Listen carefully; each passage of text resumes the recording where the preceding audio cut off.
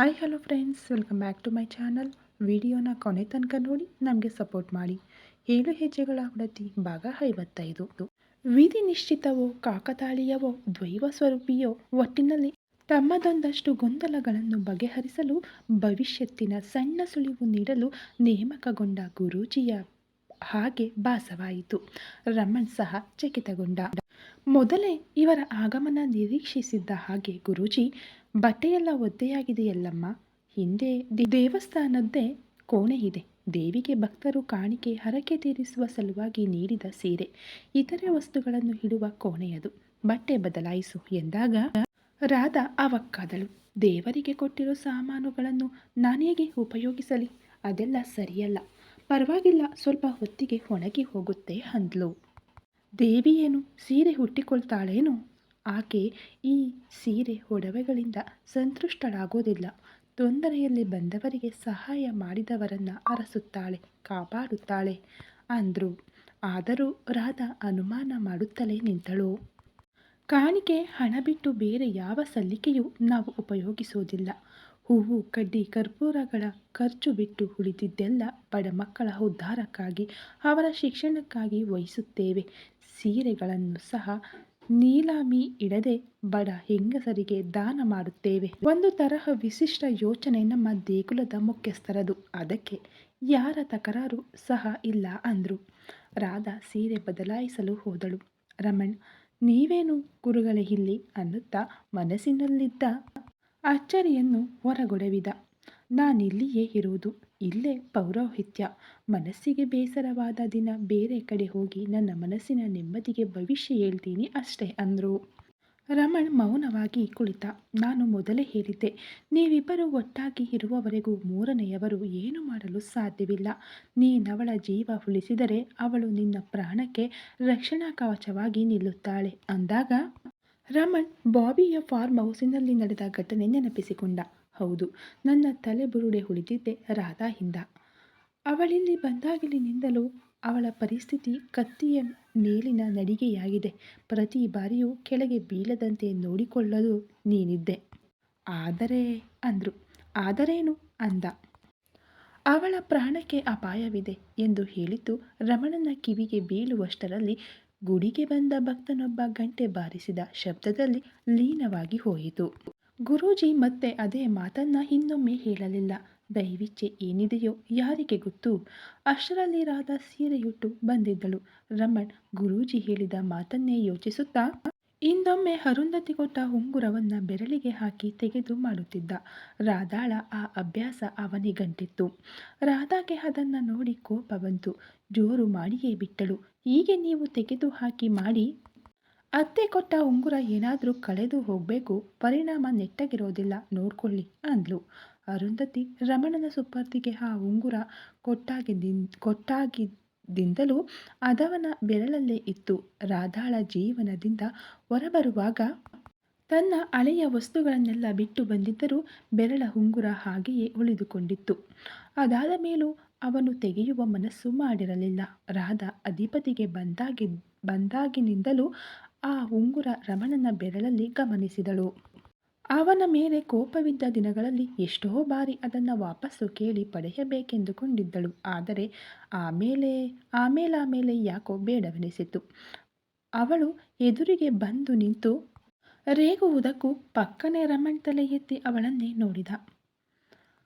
Lady Curzon ಅದ್ಯಾಕೆ ನನ್ನ ಪ್ರಾಣ ತಿನ್ನೋಕೆ ಇಷ್ಟು ಚೆನ್ನಾಗಿ ಕಾಣ್ತಿದ್ದಾಳೋ ಅಂದುಕೊಂಡು ಅವಳ ಸೊಬಗ ಕಣ್ಣಿನಿಂದ ಇಳಿಸಿ ಹೃದಯದೊಳಗೆ ತುಂಬಿಸಿಕೊಳ್ಳುತ್ತಿದ್ದವನ ಕೈಯಿಂದ ಉಂಗುರ ಜಾರಿ ಬಿದ್ದು ಹುರುಳಿ ಹೋಯಿತು. ರಮಣ್ ಓಡಿದ. ವಾಪಸ್ ಬರುವಾಗ ಸಪ್ಪೆ ಮೋರೆ ಹೊತ್ತು ಬಂದಿದ್ದ. ಸಾರಿ, ಉಂಗುರ ಸಿಗಲೇ ಇಲ್ಲ ಅಂದ. ವಾಟ್? ಅದೆಲ್ಲ ನಂಗೊತ್ತಿಲ್ಲ. ಅತ್ತೆ ಪ್ರೀತಿಯಿಂದ ಕೊಟ್ಟ ಉಂಗುರ ಅದು. ಅದೇನು ಮಾಡ್ತೀರೋ, ನನಗದು ವಾಪಸ್ ಬೇಕೇ ಬೇಕು ಅಂದ್ಲು. ಅವಳಿಗೆ ಬಹಳ ದುಃಖವಾಗಿ ಗಂಟಲು ಗದ್ಗದಿತವಾಯಿತು.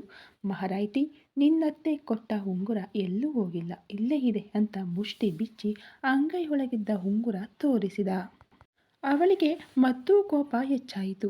ಬಲಗೈಯಿಂದ ರಮಣನ ಎದೆಗೆ ಕೈಕೊಟ್ಟು ನೂಕಲು ಹೋದಾಗ ಅವ ರಾಧಾ ಕೈ ಗಟ್ಟಿಯಾಗಿ ಹಿಡಿದುಕೊಂಡು ಬೆರಳಿಗೆ ಉಂಗುರ ಹಾಕಿಬಿಟ್ಟ. ಅದ್ಯಾವ ಮುಹೂರ್ತದ ಅರಿವಿಲ್ಲದೆಯೇ ಶ್ರೇಷ್ಠಾತಿಶ್ರೇಷ್ಠ ಗಳಿಗೆಯಲ್ಲಿ ರಾಧಾಳ ಬೆರಳಿಗೆ ಉಂಗುರ ಬಿತ್ತು. ಏನೆಲ್ಲ ನಡೆಯದಿದ್ದರೂ ವಿಧಿಯ ಕೈಚಳಕದಿಂದ ರಾಧಾನೇ ರಮಣನ ಜೀವನದುದ್ದಕ್ಕೂ ಸಂಗಾತಿ ಎಂದು ಮತ್ತೊಮ್ಮೆ ದೈವ ಮುದ್ರೆ ಬಿತ್ತು. ಗುರೂಜಿ ಮುಖದಲ್ಲಿ ಮಾರ್ಮಿಕ ನಗು. ರಾಧಾ ಅರಿವಿಲ್ಲದೆ, ಅತ್ತೆ ನಿಮಗೆ ಕೊಟ್ಟಿದ್ದು ನಿಮ್ಮತ್ರನೇ ಇರಲಿ ಅಂತ ಉಂಗುರ ತೆಗೆದು ಕೊಡಲು ಮುಂದಾದಾಗ ಗುರೂಜಿ ತಡೆದರು. ಬೇಡಮ್ಮ, ನಿನ್ನ ಸ್ವತ್ತು ಯಾವತ್ತಿಗೂ ನಿನ್ನದೇ ಅಂತ ಆ ದೇವಿ ಸೂಚಿಸಿದ್ದಾಳೆ. ಬೇಡ ಎಂದು ದೂರ ತಳ್ಳಬೇಡ ಅಂದ್ರು. ಅವಳ ಸ್ವತ್ತು ಉಂಗುರವೇ ಅಥವಾ ರಮಣನೇ ಗೊತ್ತಾಗಲಿಲ್ಲ. ರಮಣ, ಆಗ ಏನೋ ಹೇಳ್ತಾ ಇದ್ರಿ, ಕಂಠೆನಾದದಲ್ಲಿ ನನಗೆ ಕೇಳಲೇ ಇಲ್ಲ ಅಂದ. ಏನಿಲ್ಲ, ಇಬ್ಬರು ಒಬ್ಬರಿಗೊಬ್ಬರು ಆಸರೆಯಾಗಿರಿ ಅಂತಷ್ಟೆ. ನಿಮ್ಮಿಬ್ಬರನ್ನು ದೇವರು ಸುಮ್ಮನೆ ಗಂಟು ಹಾಕಿಲ್ಲ. ಒಬ್ಬರು ಸೇವಾದರೆ ಇನ್ನೊಬ್ಬರು ಸವಾಸೇರು. ಹೆಂಡತಿ ಜಾಣ್ಮೆಯನ್ನ ಮೀರಿಸುವ ಚಾಣಾಕ್ಷ ಗಂಡ, ಗಂಡನ ಬುದ್ಧಿವಂತಿಕೆಯನ್ನು ತಿರುಗಿಸಿ ಅವನ ಮೇಲೆಯೇ ಉಪಯೋಗಿಸುವ ಹೆಂಡತಿ. ಗಂಡ ಕೋಪದಲ್ಲೇ ಪ್ರೀತಿ ವ್ಯಕ್ತಪಡಿಸಿದರೆ ಹೆಂಡತಿ ಅದೇ ಕೋಪವನ್ನೇ ಪ್ರೀತಿಸುತ್ತಾಳೆ. ಚೆನ್ನಾಗಿದೆ, ಬಹಳ ಚೆನ್ನಾಗಿದೆ ಅಂದ್ರು. ಈ ಜೋಡಿಯಲ್ಲಿ ಒಂದು ಸೂರ್ಯ, ಇನ್ನೊಂದು ಚಂದ್ರ. ಜೀವನ ಒಟ್ಟಿಗಿಲ್ಲದೆ ಇರಬಹುದು, ಆದರೆ ಸೂರ್ಯ ತಾನುರಿದು ಜಗತ್ತು ಬೆಳಕಾಗಿಸಿದರೆ ಚಂದ್ರ ಸೂರ್ಯನ ಬೆಳಕನ್ನೇ ಪಡೆದು ಜಗತ್ತಿಗೆ ಬೆಳದಿಂಗಳು ನೀಡುತ್ತಾನೆ. ರಾಧಾಗೆ ಕಠಿಣ ಕೋಡ್ವರ್ಡ್ ಬಿಡಿಸುವುದಾದರೂ ಸುಲಭವೇನೋ. ಈ ಮಾತುಗಳಿಗೆ ಅರ್ಥ ಹುಡುಕುವುದು ಕಷ್ಟವೆನಿಸಿಬಿಟ್ಟಿತ್ತು. ಗಂಟು ಮತ್ತಷ್ಟು ಗಾಢವಾಗಿ ಬೀಳಲಿದೆ ಅಂದ್ರು. ಎಂಥ ಗಂಟು ಅಂದ್ಲು. ಗುರೂಜಿ ಹೇಳಲಿಲ್ಲ. ರಾಧಾ ಟೈಮು ನೋಡಿಕೊಂಡು ರಮಣನಿಗೆ, ಸಾಕು, ಸಮಯ ಬಹಳ ಆಗೋಯ್ತು, ನೀವಿನ್ನು ವಾಪಸ್ಸು ಅಧಿಪತಿಗೆ ಹೋಗಿ ಅಂದ್ಲು. ನೀನು ಅಂದ. ನಾನು ನಾಳೆ ಬರುತ್ತೇನೆ ಅಂದ್ಲು. ಅಲ್ಲಿಯವರೆಗೂ ಎಲ್ಲಿರ್ತೀಯಾ ಅಂದ. ಎಲ್ಲೋ ಇರ್ತೀನಿ, ನೀವು ಹೋಗಿ ಅನ್ನುತ್ತಾ ಅರುಂಧತಿ ಸುಹಾಸ್ ಇಳಿದುಕೊಂಡಿದ್ದ ಹೋಟೆಲಿಗೆ ಹೋಗಿ ಅವರ ಜೊತೆ ಸಮಯ ಕಳೆಯುವ ಸುಳಿವೇ ಬಿಡಲಿಲ್ಲ ಅವಳು. ಅಷ್ಟು ಹೇಳಿ ದಡದಡನೆ ಹೊರಟು ಬಿಟ್ಟಳು. ರಮಣ್ ಗೊಣಗಿಕೊಂಡ. ಮಾತಿನಲ್ಲಿ ಸೋಲಿಸಲು ಸಾಧ್ಯವೇ ಇಲ್ಲ ಇವಳನ್ನ. ತನ್ನ ಮನಸ್ಸಿಗೆ ಬಂದಿದ್ದು ಮಾಡುವವಳೆ ಇವಳು. ನಾನ್ಸೆನ್ಸ್ ಅಂದ. ರಾಧಾಗೆ ಕೇಳಿಯೇ ಹೋಯಿತು. ತಿರುಗಿ ನೀವು ನಾನ್ಸೆನ್ಸ್ ಅಂದ್ಲು. ರಮಣ್ ಪಟ್ಟನೆ ಬಾಯಿ ಮುಚ್ಚಿಕೊಂಡ. ಇವರ ಹುಸಿಮನಿಸು ಕಾದಾಟ ನೋಡಿ ಗುರೂಜಿಯಂತೂ ನಕ್ಕೆ ಬಿಟ್ಟರು. ಯಾರದ್ದು ಸೋಲು, ಯಾರದ್ದು ಗೆಲುವು? ನೀನು ಗೆದ್ದು ಸೋಲುತ್ತೀಯ, ಅವಳು ಸೋತು ಗೆಲ್ಲುತ್ತಾಳೆ ಅಂತ ಅಷ್ಟು ಹೇಳಿ ಗುರೂಜಿ ಅಲ್ಲಿಂದ ಹೋದಾಗ ರಮಣ್ ತಲೆ ಕೆರೆದುಕೊಂಡ. ಅರ್ಥವಾಗುವ ಆಸಾಮಿಯೇ ಅಲ್ಲವಲ್ಲ ಗುರೂಜಿ. ಗೋವರ್ಧನ ಅರ್ಧ ಟೋಳಿ ರಮಣ್ಣನ್ನ ಹುಡುಕುತ್ತಿತ್ತು. ಅವ ಕತ್ತಲ ದಾರಿಯಲ್ಲಿ ಒಬ್ಬನೇ ನಡೆದುಕೊಂಡು ಬರುತ್ತಿರುವಾಗ ಅವರುಗಳ ಕಣ್ಣಿಗೆ ಕಂಡು ರಮಣ್ಣನ್ನ ಕರೆದುಕೊಂಡು ಬಂಗಲೆಗೆ ಬಂದರು. ಎಲ್ಲರಿಗೂ ಆತಂಕ. ತಲೆ ಮೇಲೆ ಕೈ ಹೊತ್ತು ಕುಳಿತಿದ್ದಳು ಅಮೈರಾ. ಗೋವರ್ಧನ ಯಾರಿಗೂ ರಮಣ್ಣ ಪ್ರಶ್ನಿಸಬಿಡಲಿಲ್ಲ. ನಾಳೆ ನೋಡಿದರಾಯಿತು, ಹೀಗೆಲ್ಲ ಹೋಗಿ ಮಲಗಿಕೊಳ್ಳಿ ಅಂದ. ಇತ್ತ ರಾಧಾ ಸೋದರತ್ತೆಯ ಮಡಿಲಲ್ಲಿ ಮಗುವಾಗಿದ್ದಳು. ಆ ತಾಯಿ ಹೃದಯದ ಅನಂತ ಪ್ರೇಮಕ್ಕೆ ಕೊಚ್ಚಿ ಹೋಗುವಾಸೆ ಅವಳಿಗೆ. ಎಷ್ಟೋ ತಿಂಗಳುಗಳ ಬಳಿಕ ಕಂಡ ತವರಿನವರನ್ನ ಜೋರಾಗಿ ಹತ್ತು ಬಿಡಬೇಕೆನಿಸಿತ್ತು. ಆದರೆ ಹತ್ತು ಅವರನ್ನು ಗಾಬರಿಗೊಳಿಸಲಿಲ್ಲ. ರಾತ್ರಿ ಇಡೀ ಕಣ್ಣವೇ ಇಕ್ಕದೆ ಇಡೀ ಜನುಮಕ್ಕಾಗುವಷ್ಟು ಮಾತನಾಡಿದರು. ಮಧ್ಯೆ ಮಧ್ಯೆ ಅರುಂಧತಿ ಕೇಳಿದ್ದನ್ನೇ ಪದೇ ಪದೇ ಕೇಳಿದರು. ನಿನಗೇನು ತೊಂದರೆ ಆಗ್ತಿಲ್ಲ ತಾನೆ? ರಮಣ್ ಸರಿಯಾಗಿ ನೋಡಿಕೊಳ್ತಾನಾ? ಅಲ್ಲೆಲ್ಲ ಹೇಗೆ?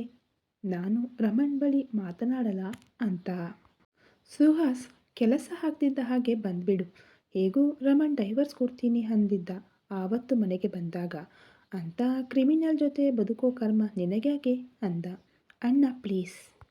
ಡೈವರ್ಸು ಇಲ್ಲ, ಎಂಥದ್ದು ಇಲ್ಲ. ನನ್ನಿಂದ ರಮಣ್ ಬಿಟ್ಟು ಬದುಕೋಕೆ ಕಷ್ಟವಾಗುತ್ತೆ. ಡೈವರ್ಸ್ ನಿರ್ಧಾರವನ್ನು ಸಡಿಲಗೊಳಿಸೋಕೆ ನಾನೆಷ್ಟು ಹೈರಾಣಾಗಿದ್ದೀನಿ ಅಂತ ನನಗೆ ಮಾತ್ರ ಗೊತ್ತು ಅಂದ್ಲು. ಅರುಂಧತಿ ಸುಹಾಸನಿಗೆ ಕಣ್ಸನ್ನೆಯಿಂದ ಅಂಥದ್ದನ್ನೆಲ್ಲ ಮಾತನಾಡಿ ಅಪರೂಪಕ್ಕೆ ಸಿಕ್ಕ ಕ್ಷಣಗಳನ್ನು ಹಾಳುಗೆಡುವುದೇ ಸುಮ್ಮನಿರುವಂತೆ ಹೇಳಿದರು. ಆವತ್ತು ರಮಣ್ಗೆ ಫೋನ್ ಮಾಡಿದ್ದೆ. ಬೇರೆ ಯಾರೋ ಗಂಡಸರ ಸ್ವರ ಕೇಳಿತ್ತು.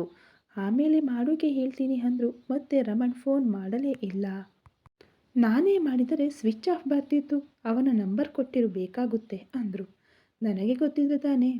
ಆವತ್ತು ಫೋನ್ ಎತ್ತಿದ್ದು ಕಬೀರ್ ಇರಬಹುದು, ಗೋವರ್ಧನ ಆಗಿರಬಹುದೆಂಬ ಸಣ್ಣ ವಿಚಾರವೂ ಬರದೆ ರಾಧಾ ಹೇಳಿದಾಗ ಅರುಂಧತಿ ಯೋಚನೆಗೆ ಬಿದ್ದಳು. ಆದರದು ಪರಿಚಿತ ಧ್ವನಿ ಅನ್ನಿಸಿತಲ್ಲ ಅಂದ್ಲು. ಬೆಳಗಾಗುತ್ತಲೇ ಅಮೈರಾ, ನಾನು ರಮಣ್ಗೆ ಟೀ ಮಾಡಿಕೊಡ್ತೀನಿ ಎಂದು ಅಡುಗೆ ಮನೆ ಒಳ ಹೊಕ್ಕಿದಳು. ರೀಮಾ ಹೊರಗೋಡಿದಳು. ಸೂರ್ಯ ಅಪ್ಪಿತಪ್ಪಿ ಪಶ್ಚಿಮದಲ್ಲಿ ಹುಟ್ಟಿಬಿಟ್ಟಿದ್ದಾನೇನೋ ಎಂದಾಗ ಕಬೀರ್ ಇರಬಹುದೇನೋ ಎಂದರು. ಕೌಮುದಿ ಸ್ಥಾನಕ್ಕೆ ಹೋಗಿದ್ದಳು. ಚಿಕ್ಕ ಏನೋ ಮಾಡುತ್ತಿದ್ದ. ಟೀ ಮಾಡಲು ಬರದ ತನ್ನ ದುಶ್ಮನ್ ಪಾಡು ನೋಡಿ ಅವನಿಗೆ ಖುಷಿಯಾಯಿತು. ಏಯ್ ಚಿಕ್ಕ, ನಾನು ಏನು ಹೇಳ್ತೀನೋ ಹಾಗೆ ಮಾಡಬೇಕು. ಅಧಿಕ ಪ್ರಸಂಗತನ ಮಾಡಿದ್ಯೋ ಡ್ಯಾಡಿಗೆ ಹೇಳಿ ಹೊರಗೆ ಹಾಕ್ತೀನಿ ಅಂದ್ಲು. ಚಿಕ್ಕ ಎಂದ. ಅಮ್ಮಯ್ಯರ ಯೂಟ್ಯೂಬ್ ನೋಡಿಕೊಂಡರೂ ಸ್ವಲ್ಪ ಮರೆತು ಹೋದ ಹಾಗಾಯಿತು. ಟೀ ಏನು ಬ್ರಹ್ಮವಿದೆಯೇ, ಹೇಗೋ ಮಾಡಿದರಾಯಿತು ಅಂದುಕೊಂಡಳು. ಕುದಿಯುವ ನೀರಿಗೆ ಚಹಾ ಸೊಪ್ಪು ಹಾಕಿ ಡಿಕಾಕ್ಷನ್ ಮಾಡಿಕೊಂಡಳು. ಹಾಲು ಸುರಿಯೋ ಅಂದ್ಲು. ಎಲ್ಲಿ ಅಂದ. ಅವಳಿಗೆ ಸಿಟ್ಟು ಬಂತು. ನನ್ನ ತಲೆ ಮೇಲೆ ಅಂದ್ಲು. ಪಟ್ಟನೆ ಇಡೀ ಹಾಲಿನ ಪಾತ್ರೆ ಅವಳ ತಲೆ ಮೇಲೆ ಮುಗುಚಿ ಒಡತಿಯ ಆಜ್ಞೆ ಕಟ್ಟುನಿಟ್ಟಾಗಿ ಪಾಲಿಸಿದ. ಅಮೈರಾಗೆ ಹಾಲಿನ ಅಭಿಷೇಕವಾಯಿತು. ಸಕ್ಕರೆ ಈಗಲೇ ಹಾಕಬೇಕಾ ಆಮೇಲ ಅಂದ. ಅದ್ಯಾವಾಗ ರಾಧ ಅಡುಗೆ ಮನೆಯ ಬಾಗಿಲಲ್ಲಿ ನಿಂತಿದ್ದಳೋ ಪಕ್ಕನೆ ನಕ್ಕು ಬಿಟ್ಟಳು. ಉಗ್ರಳಾದಳು ಅಮ್ಮೈರ. ಮುಖಭಂಗವಾಯಿತು. ಲಟ್ಟಣಿಗೆಯಲ್ಲಿ ಚಿಕ್ಕನಿಗೆ ಹೊಡೆಯಲು ಹೋದಾಗ ಅವಳನ್ನು ತಡೆದಿದ್ದು ರಾಧಾಳ ಕೈ. ನಿನ್ನ ವೈಷಮ್ಯ ನನ್ನ ಜೊತೆ ತಾನೇ, ನನ್ನ ಜೊತೆಗಷ್ಟೇ ಇರಲಿ. ಇದರಲ್ಲಿ ಚಿಕ್ಕನ ಎಳೆಯುವ ಅವಶ್ಯಕತೆ ಇಲ್ಲ. ಅದರಲ್ಲೂ ಅವನಿಗೆ ಹೊಡೆಯೋದು ಬಡಿಯೋದು ಮಾಡಿದ್ಯೋ ಅನ್ನುತ್ತಾ ಕೈ ತಿರುಚಿ ಬೆನ್ನ ಹಿಂದೆ ಕಟ್ಟಿ ಹಿಡಿದಳು. ಕಬೀರನ ಧ್ವನಿ ಹತ್ತಿರದಲ್ಲೇ ಕೇಳಿದಾಗ ತಕ್ಷಣಕ್ಕೆ ಕೈಬಿಟ್ಟು ಏನೂ ಆಗಿಯೇ ಇಲ್ಲವೆನ್ನುವಂತೆ ನಿಂತು ಬಿಟ್ಟಳು ರಾಧಾ. ಇದೇನಿದು ಹಾಲಿನ ಹೊಕುಳಿ, ಇಲ್ಲೇನಾಗ್ತಾ ಇದೆ ಅಂದ. ಏನಿಲ್ಲ, ಇನ್ನೊಮ್ಮೆ ಹೀಗೆಲ್ಲ ಅಡುಗೆ ಮನೆಗೆ ಬರಬೇಡಿ, ಹೆಚ್ಚು ಕಮ್ಮಿ ಆದರೆ ಪರಿಣಾಮ ಸರಿಯಾಗಿರೋದಿಲ್ಲ ಅಂತ ಹೇಳ್ತಿದ್ದೆ ಅಷ್ಟೇ ಅಂತ ದುರುಗುಟ್ಟಿಕೊಂಡು ಅಮೈರಾಳನ್ನೇ ನೋಡಿಕೊಂಡು ಹೇಳಿದಾಗ ಅಮೈರ ಕಾಳಪ್ಪಳಿಸಿಕೊಂಡು ಹೋಗುತ್ತಿದ್ದವಳು ನಿಂತು ರಾಧಾಳ ಕೈ ಬೆರಳನ್ನೇ ದಿಟ್ಟಿಸಿದಳು. ಅಮೈರಾಳ ಹದ್ದಿನ ದೃಷ್ಟಿಗೆ ರಾಧಾಳ ಉಂಗುರ ಕಂಡೇ ಹೋಯಿತು. ಸಹಿಸಲಾಗಲಿಲ್ಲ. ಸೇಡಿಗೆ ಮುಂದಾದಳು. ಇಂದಿನ ರಾತ್ರಿಯ ಚಳಿಗೆ ರಾಧಾಗೆ ನೆಗಡಿ ಶುರುವಾಗಿತ್ತು. ಅವಳ ಮೊಬೈಲ್ನಲ್ಲಿ ಧರಣಿ ಸರ್ ಮೆಸೇಜ್ ಮೀಟ್ ಮೀ ಹೆಟ್ ಅಂತ ಅವರೊಂದು ಜಾಗ ಹೇಳಿದ್ದರು. ಗೋವರ್ಧನ ತನ್ನ ಅಡ್ಡೆಗಳ ಮೇಲಾಗುತ್ತಿದ್ದ ರೈಡ್ಗಳಿಂದಾಗಿ ಎಚ್ಚೆತ್ತು ತನ್ನ ಇನ್ಫಾರ್ಮೇಷನ್ ಲೀಕ್ ಆಗುವ ಎಲ್ಲ ಸಾಧ್ಯತೆಗಳನ್ನು ಬಂದು ಮಾಡಿದ್ದ. ಮನೆಯಲ್ಲಿಯೇ ಇದ್ದ ಪೊಲೀಸರ ಅರಿವಿಲ್ಲದೆ. ಆದರೆ ಇದೆಲ್ಲವೂ ಆಗಿದ್ದು ಸಹ ಪೊಲೀಸರ ಡಿಪಾರ್ಟ್ಮೆಂಟಿನ ಹುಳುಕಿನಿಂದಲೇ. ಗೋವರ್ಧನನ ಕೋಟೆ ಮತ್ತಷ್ಟು ಗಟ್ಟಿಯಾಯಿತು. ಕೋಟೆ ಭೇದಿಸಲು ರಾಧಾಳ ಮೇಲೆ ಮತ್ತಷ್ಟು ಒತ್ತಡ. ರೀಮಾ ಬಳಿ ಪರ್ಮಿಷನ್ ಪಡೆದು ಹೊರಬಿದ್ದವಳು ಧರಣಿ ಹೇಳಿದ ಜಾಗಕ್ಕೆ ಬಂದಿದ್ದಳು.